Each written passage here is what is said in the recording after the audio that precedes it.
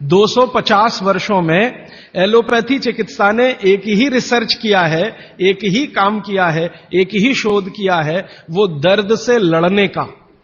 इसके आगे कुछ नहीं है। और ये बात मैं बहुत घंटों घंटों सोचता रहा, तब जाकर मुझे मन में प्रेरणा हुई कि मुझे तो भारत के लोगों को कुछ और बताने की जरूरत है। कि अब मेरे समझ में आया, आयुर्वेद एक ऐसी चिकित्सा पद्धति है जिसमें महान महान लोगों ने, चरक ऋषि, सुश्रुत ऋषि, बागवट ऋषि, निघंटु ऋषि, पाराशर ऋषि, ये सब महान महान लोगों ने एक बात कॉमन कही है, और वो ये कही है कि जो व्यक्ति मरीज होता है वो सबसे अच्छा डॉक्टर हो सकता है, क्योंकि उसको अपने दुख और तकलीफ का जितनी गहराई से महसूस हो सकता है वो किसी भी डॉक्टर को नहीं होता। जो अपने दुख तकलीफ को गहराई से महसूस कर सकता है वो चिकित्सा भी कर सकता है, बस उसको कुछ ज्ञान की जरूरत है। और कुछ ज्ञान, ज्यादा नहीं, थोड़ा सा ज्ञान अगर उसके जीवन में है तो वो कहते हैं कि वो हर तरह की बीमारी से लड़ सकता है और दूसरों को मदद कर सकता है। और आयुर्वेद के जितने बड़े पंडित हैं वो भी मानते हैं इस बात को। वो ये कहते हैं कि आयुर्वेद का 85% हिस्सा, ये बात मैं आप सबको बहुत विनम्रता पूर्वक लेकिन गंभीरता से कह रहा हूं, इसको आप कभी भूलिएगा मत। आपके जीवन के स्वास्थ्य और चिकित्सा का 85% हिस्सा इतना सरल और आसान है कि आप स्वयं उसे कर सकते हैं। मात्र 15% हिस्सा ऐसा है जिसमें आपको किसी विशेषज्ञ की मदद की जरूरत पड़ सकती है, मात्र 15%। और आपको मैं एक आगे की बात कहता हूं कि ये जो 15% हिस्सा है आपकी जिंदगी का जिसमें आपको विशेषज्ञ की जरूरत पड़ती है, ये हिस्से में सबसे कम बीमारियां हैं। माने जहां आपको विशेषज्ञ की आवश्यकता पड़े आपके जीवन में, वो बीमारियों की संख्या सबसे कम है, और जहां विशेषज्ञ की जरूरत नहीं है आपको अपने जीवन में, वो बीमारियां सबसे ज्यादा है। इसका माने कि हम 85% तो डॉक्टर हो ही सकते हैं। कंक्लूजन इस बात का यह है। अब आप अगर 85% से और बेहतर डॉक्टर होना चाहते हैं तो बागवट ऋषि कहते हैं कि अपने शरीर को थोड़ा जान लीजिए बस। और वो दूसरी महत्व की बात कहते हैं कि अपने भोजन को पहचान लीजिए। शरीर को जान लीजिए, भोजन को पहचान लीजिए, तो वो कहते हैं आप 100% डॉक्टर हो सकते हैं। शरीर को जान लीजिए मतलब शरीर के क्या क्या अंग हैं, अंगों के क्या क्या उपांग हैं, हृदय है तो कहां है, लीवर है तो कहां है, किडनी है तो कहां है। अब तो एक चार्ट आता है कैलेंडर जैसा, मेरी आपको विनती है कि खरीद के एक टांग लीजिए अपने घर में, आपको भी मदद करेगा, आपके बच्चों को भी मदद करेगा। मैं इस विषय पर ज्यादा नहीं जाना चाहता क्योंकि ये उपलब्ध है आपके सामने। अब उसमें आगे उन्होंने एक सूत्र लिखा है संस्कृत में कि शरीर को जानना अगर है तो ठीक है, इसको जरा और समझिएगा। शरीर को जानना है तो ठीक है, लेकिन भोजन को पहचानना सबसे ज्यादा जरूरी। कि जिसने भोजन को पहचान लिया उसको जिंदगी में कभी भी किसी चिकित्सक की जरूरत तो नहीं पड़ेगी। अब भोजन को पहचान लिया माने रसोई घर को पहचान लिया, सीधी सी बात है। और भागवत जी कहते हैं कि जीवन की सबसे बड़ी खोज अगर कोई है तो वो रसोई घर है। और वो कहते हैं कि सबसे बड़ा विज्ञान अगर कोई है तो ये रसोई घर का विज्ञान है। वो ये कहते हैं कि इससे बड़ी खोज पूरी दुनिया में हुई नहीं और अगले हजारों साल होगी नहीं। इतनी गहरी बात वो कहकर चले गए यहां से। और मैं अपने अनुभव से और आप खुद अपने अनुभव से ये बात कह सकते हैं कि दुनिया में भोजन और रसोई पर सबसे ज्यादा रिसर्च अगर कहीं हुई तो भारत में हुई, और अगले हजारों साल भी होगी तो भारत में ही होगी। क्यों? दूसरे देशों में भोजन ही नहीं है, रिसर्च क्या करेंगे? हो भोजन तब तो रिसर्च करें। आप में से बहुत सारे लोग यूरोप गए होंगे, अमेरिका गए होंगे, आप देखिए भोजन क्या है उनके पास, ले दे के एक पाव रोटी और डबल रोटी। अब वो आलू से खा लो या प्याज से खा लो, प्याज से खा लो कि आलू से खा लो, उसको बीच में काट के प्याज भर लो या प्याज बगल में रख के खा लो, उसको पिज्जा कह दो, बर्गर कह दो, हॉट डॉग कह दो, कोल्ड डॉग कह दो, वो प्रिपरेशन तो एक ही है ना। और वो प्रिपरेशन है मैदे का, मैदे को सड़ाकर बनाया हुआ। इसके अलावा उनके पास कुछ है नहीं जिसको फूड स्टफ कहा जाए, माने सॉलिड भोजन, मुख्य भोजन कहा जाए, वो उनके पास एक ही है, पाव रोटी, डबल रोटी।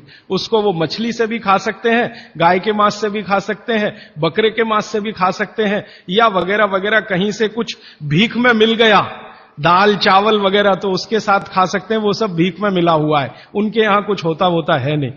मैं आपको एक छोटी सी जानकारी देना चाहता हूं।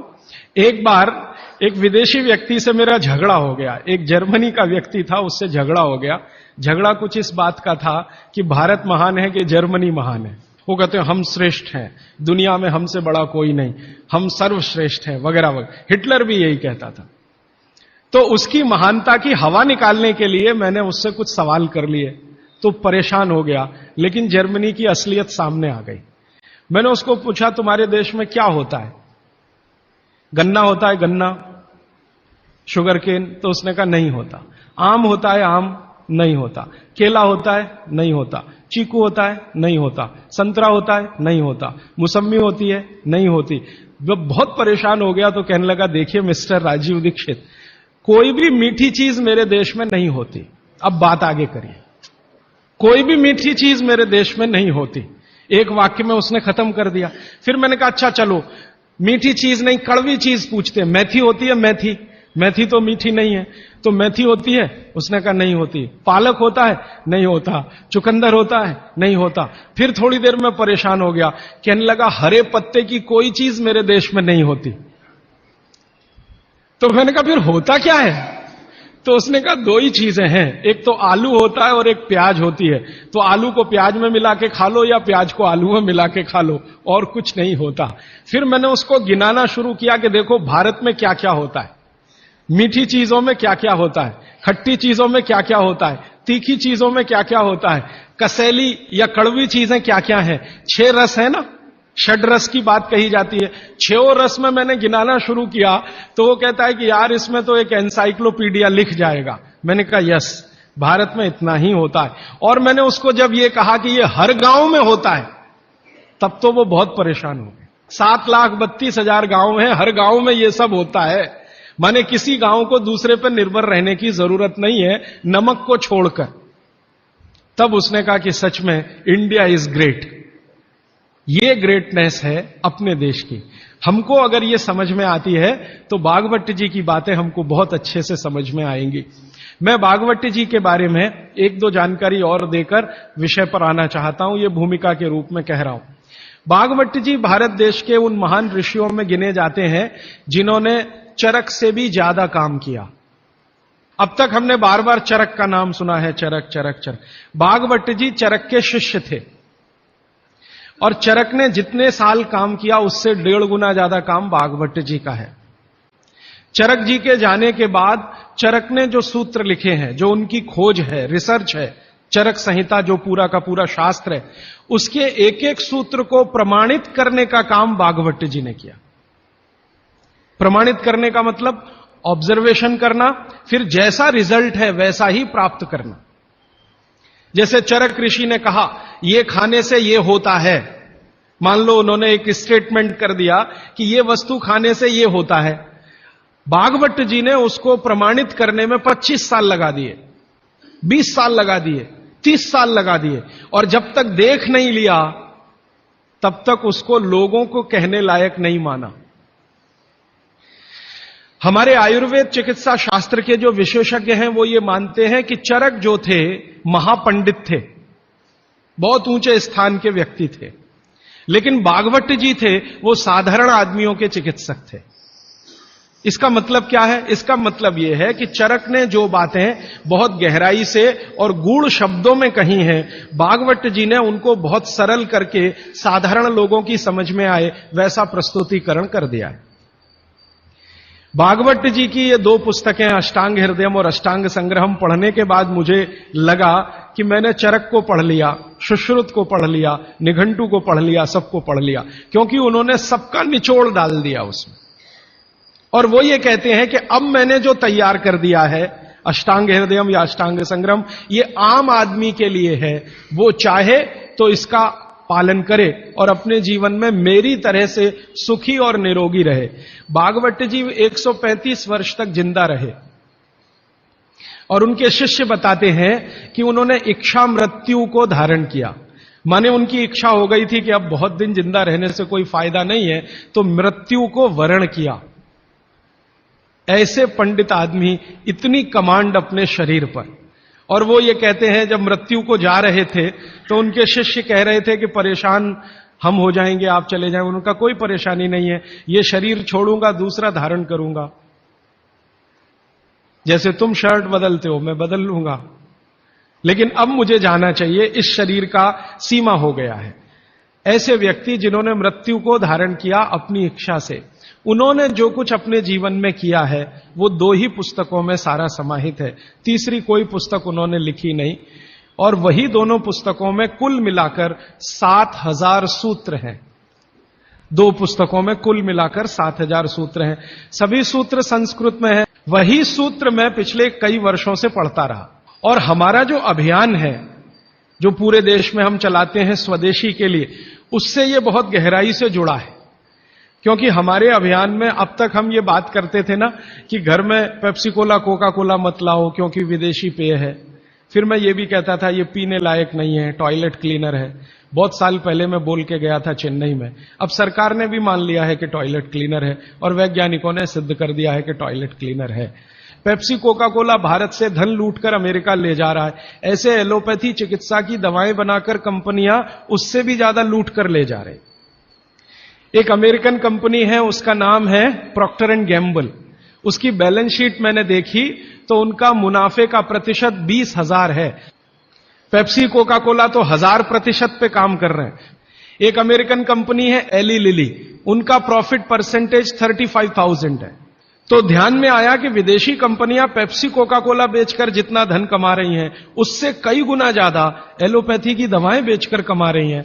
और उस धन को कमाने में भारत के चिकित्सक उनकी थोड़ी मदद कर रहे हैं, क्योंकि वो उन्हीं दवाओं का प्रिस्क्रिप्शन लिख रहे हैं जो ये कंपनियां बेच रही हैं। मान लो एक चिकित्सक है, बहुत पैसे वाला है, प्रॉक्टर एंड गैम्बल की ही दवाएं लिखता है, और एक है वो एली लिली की ही लिखता है, एक है सेंडोज की ही लिखता है, एक सीबागाइगी की ही लिखता है। तो पता चला कि उनका कमीशन फिक्स है। माने कमीशन जो कंपनी ज्यादा देगी वो उसका प्रिस्क्रिप्शन लिखेंगे। इसका मतलब यह है कि उनको आपकी चिकित्सा से कोई लेना देना नहीं है, उनको अपने कमीशन की चिंता है। और वो कमीशन खाकर ऐसी दवाएं भी लिखेंगे आपको जो जरूरत नहीं है। 18-20 गोलियां लिखी हुई हैं, 4 सुबह 4 दोपहर 4 शाम 4 रात गोलियां ऐसे खिलाते हैं जैसे सब्जियां खाएं हम। और वो तो कहते हैं कि सब्जी वब्जी खाओ ही मत, गोलियां ही खाते रहो। हाँ, विटामिन बी के लिए भी गोली खा लो, विटामिन सी के लिए भी गोली खा लो, विटामिन ए के लिए भी गोली खा लो, और गोली से भी ज्यादा इंजेक्शन लगवा लो। और अब तो उन्होंने पता नहीं क्या क्या सब बना दिया। माने जो प्रकृति हमें दे रही है उसके चक्कर में न फंस के ये गोलियों के चक्कर में फंसो, ताकि कंपनी का माल बिके, ताकि उनका भी कमीशन बढ़े। ये पूरे देश में चल रहा है, कहीं ज्यादा कहीं कम। मैं आपको विनम्रतापूर्वक ये कहने आया कि जिस चिकित्सक को भगवान मानकर आप उसके पास जाते हैं, पैसे भी देते हैं, फीस भी देते हैं, लेकिन वो दवा आपको देता है कमीशन के आधार पर कि ज्यादा कमीशन है तो ये दवा लिखनी है, नहीं तो नहीं लिखनी। और भारत की सरकार बिल्कुल भी फेल हो चुकी है इस कमीशन खोरी को रोकने में। और मेडिकल काउंसिल ऑफ इंडिया के पास ऐसा कोई कार्यक्रम नहीं है कि डॉक्टरों की कमीशन खोरी पर वो कंट्रोल कर सके। जो शपथ लेकर डॉक्टर निकल रहे हैं उसके ठीक उल्टे काम वो अपने जीवन में कर रहे हैं। तो ये सब बातों को ध्यान में रखकर मुझे ऐसा लगा कि भागवत जी की बात जो वो कहते हैं कि 85% जो जीवन की चिकित्सा है वो हर व्यक्ति स्वयं कर सकता है, 15% के हिस्से में विशेषज्ञ की जरूरत है। और वो जानने के लिए 5-6 साल जो काम किया मैंने, उसमें से कुछ सूत्र मैंने निकाले। तो मैं तो आपको 50 तो कम से कम बताने ही वाला हूं, क्योंकि अगले 5-6 दिन मेरे पास समय है। लेकिन उन 50 में जो 15 हैं वो सबसे महत्वपूर्ण हैं।